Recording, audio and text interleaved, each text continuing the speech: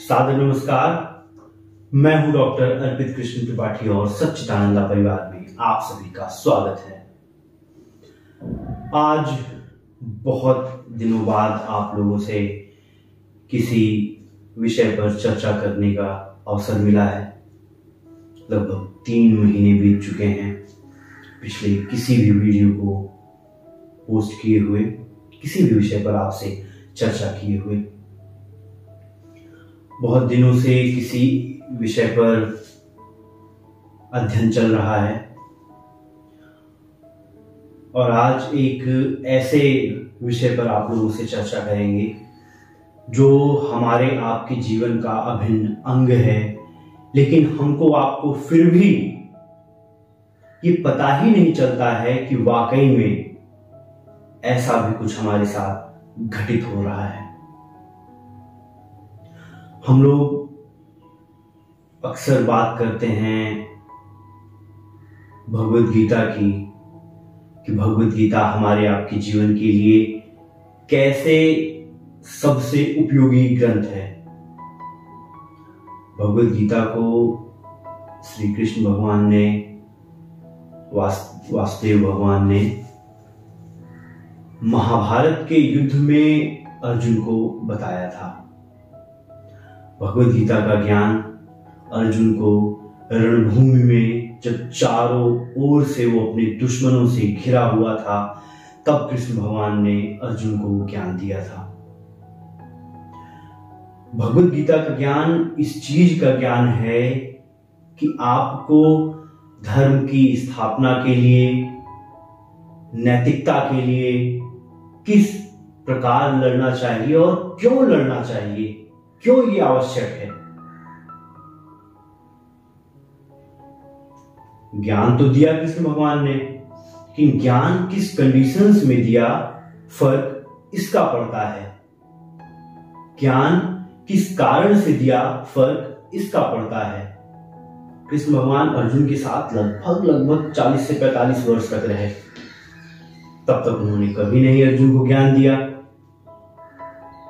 फिर ऐसे क्या आन पड़ा था कि कृष्ण भगवान को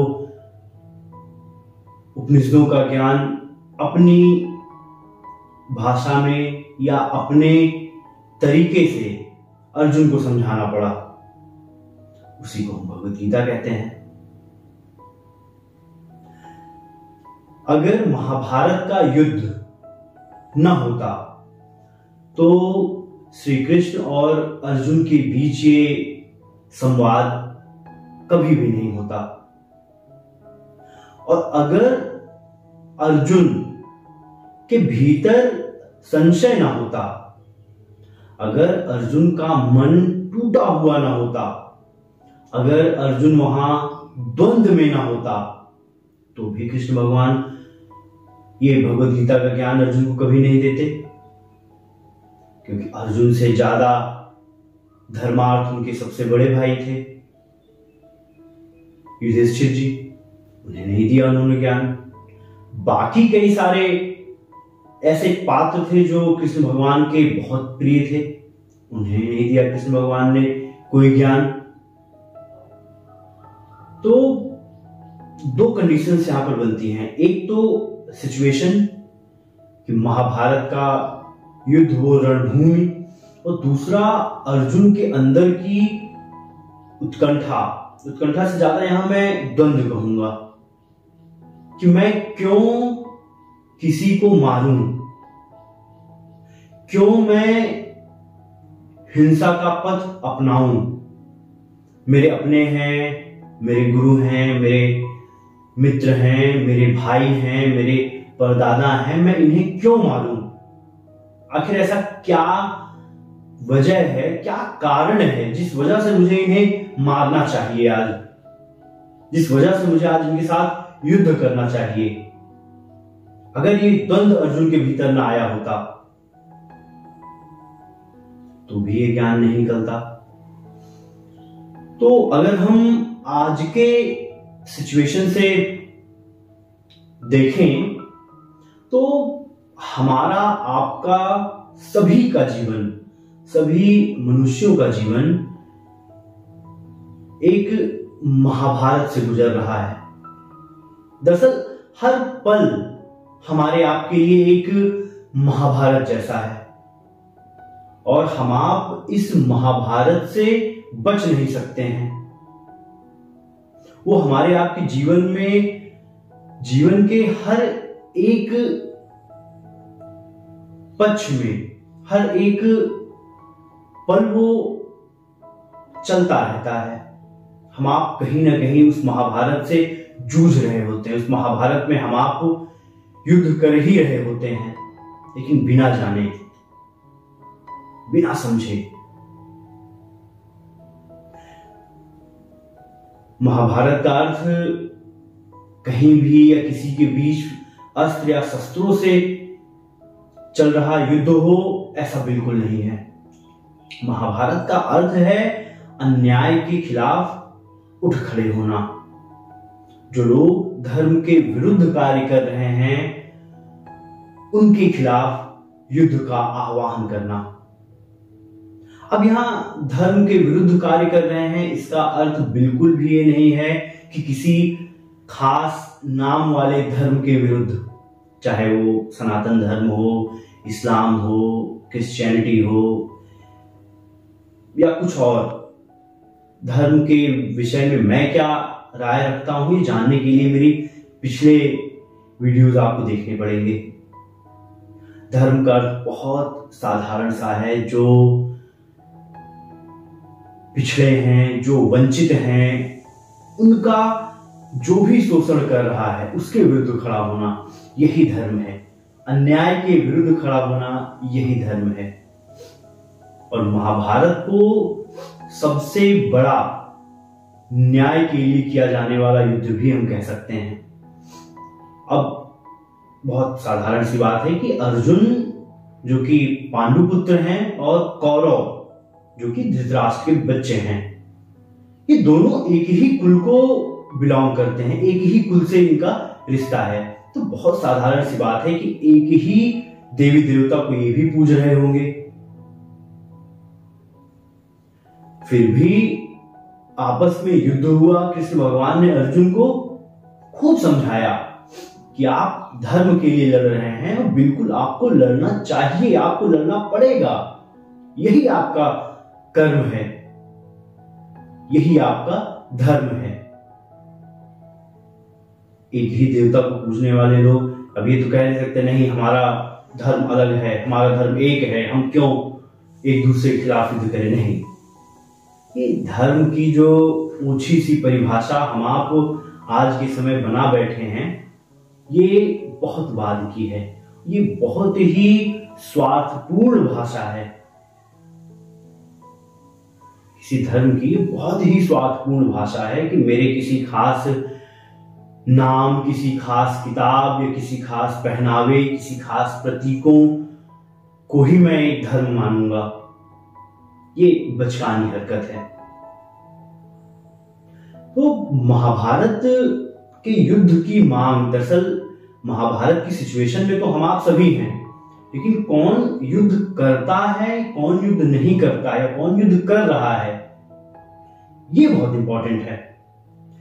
महाभारत की मांग हमारे घर, परिवार, school, college, offices, hospitals, corporate offices, बड़े बड़े media house, police services, administrative services, politics, judiciary, सभी धार्मिक और सांप्रदायिक संस्थाओं में आवश्यकता है महाभारत के युद्ध की।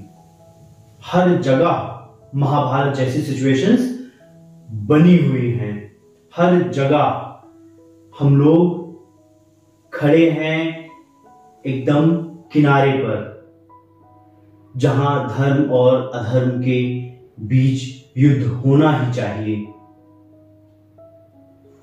लेकिन क्या हम आप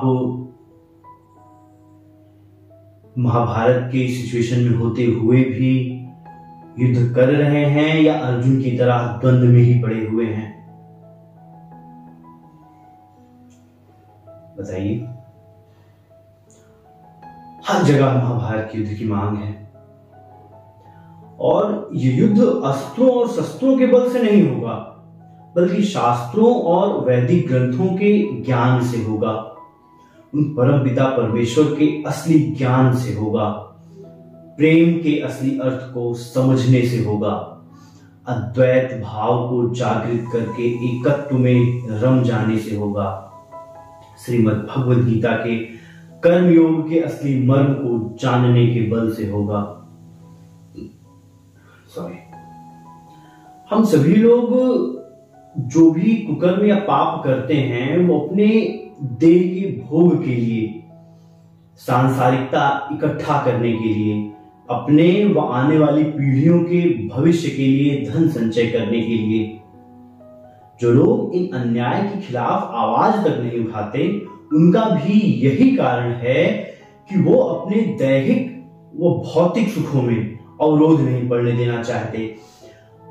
शायद ही कोई ऐसा हो जिसे ये न समझ में आता हो कि यहाँ ये काम गलत हो रहा है और मुझे इस गलत को नहीं होने देना चाहिए। सबको ये एहसास होता है, सबके भीतर वो बेसिक इंस्टिंक्ट होती है जो ये बताती है कि हाँ ये गलत है, ये नहीं होना चाहिए। फिर भी हम उसे सहते रहते हैं, फिर भी हम उसे लेट गो करते रहते हैं। चलिए ठीक है, कोई बात नहीं, जैसा हो रहा है होने दें। ऐसा नहीं होने देना है। कारण यही है कि हम अपने दैहिक और भौतिक सुखों में अवरोध नहीं पड़ने देना चाहते। हमें लगता है कि हमारे मटेरियलिस्टिक वर्ल्ड में कोई बैरियर ना पड़े, हमें धन संचय में कोई तकलीफ ना हो। हम लोग अपने कंफर्ट जोन से बाहर नहीं निकलना चाहते हैं।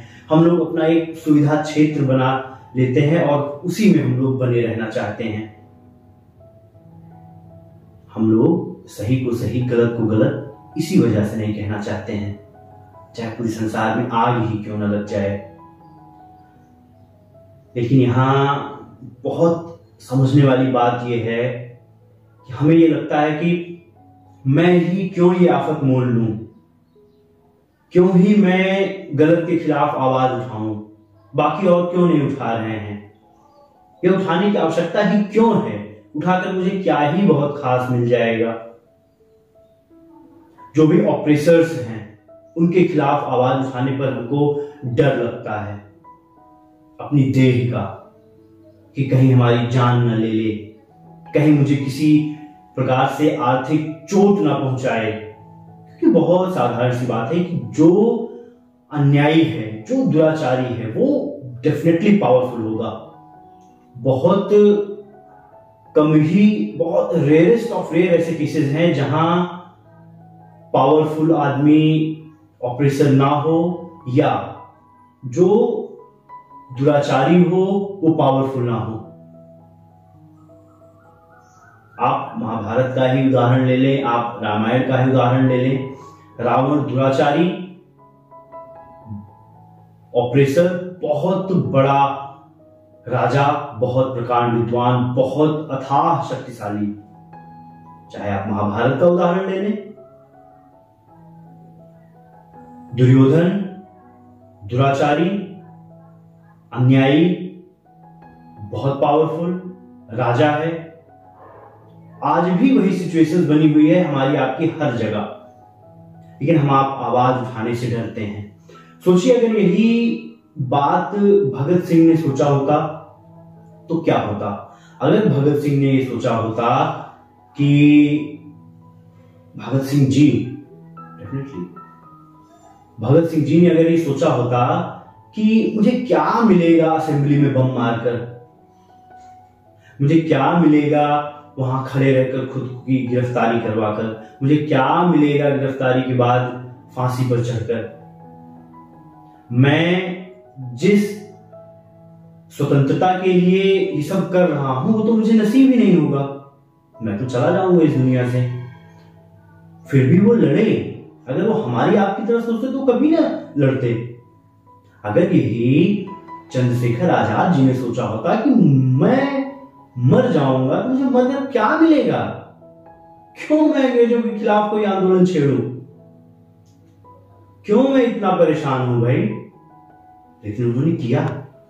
हमको आपको उनसे प्रेरणा लेनी चाहिए कि नैतिक कार्य, धार्मिक कार्य हमको आपको खुद के लिए नहीं करना है, खुद की आने वाली पीढ़ियों के लिए करना है। अगर जान बची रही तो बिल्कुल खुद के लिए भी करना है, लेकिन अगर न्याय के रास्ते में जान भी जाती है तो जाती रहे, कोई फर्क नहीं पड़ता। ये भावना लानी होगी, और ये भावना तभी आ सकती है जब आपको ये एहसास हो, जब आपको वसुधैव कुटुंबकम का एहसास हो, जब आपको अद्वैत का एहसास हो। मैं ये इसलिए कह रहा हूं क्योंकि मेरे भीतर ये भावना यहीं से उत्पन्न हुई।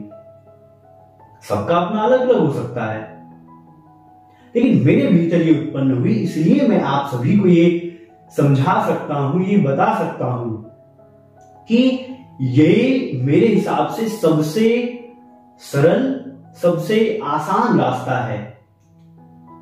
हो सकता है आप लोगों के भी बहुत काम आए। और आज के समय का हाल ऐसा है कि उनकी आवाज किसी दूसरे के शोषण पर नहीं निकलती है, वो तब निकलती है जब आग उनके खुद के घर पहुंच जाती है, जब अन्याय उनके खुद के ऊपर हो रहा होता है।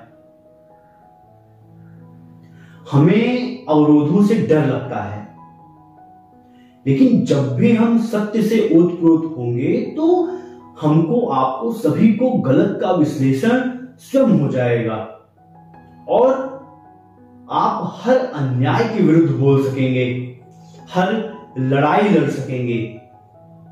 और हमको